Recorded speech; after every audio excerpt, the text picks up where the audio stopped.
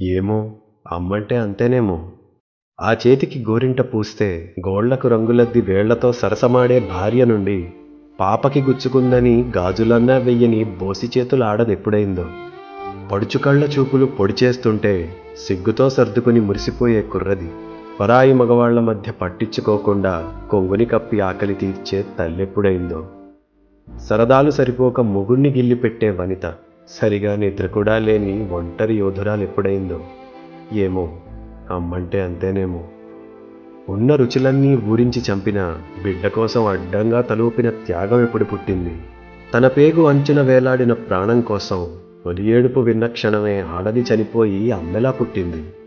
అన్నిటికీ అమ్మనే అవసరం మారి ఆమెకేమొచ్చనే రోజొచ్చిన మౌనంగా దుఃఖాన్ని దిగమింగి చిరునవ్వు చిందించే ఓర్పెక్కడిదో.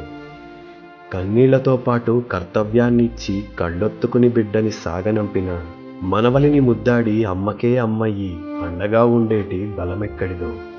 7 పదుల వయసు మీద పడినా, చిక్కిన చేతులు ముడతపడినా, ఆకలిగా కొడుకొస్తే బువ్వ పెడదామని గుమ్మంకేసి చూసే జాలెక్కడిదో. గొంతులో గంగతో వీడ్కోలు చెప్పిన గుండెతో దీవించి జగము విడిచి ఓ పాత చీరని హత్తుకుని పడుకుంటే గాఢంగా నిదురనిచ్చే హాయెక్కడిదో. ఏమో, అమ్మైతేనే ఇలా ఉంటుందేమో. బంధాల కడలిలో మొదటి అల అమ్మది. అమ్మ నాది అనే అధికారమే లేని పసిగుండె క్షణములో పగిలిపోదా. అమ్మ లేదు అనే రోజంటూ వస్తే సొంత గూడైన శ్మశానమైపోదా.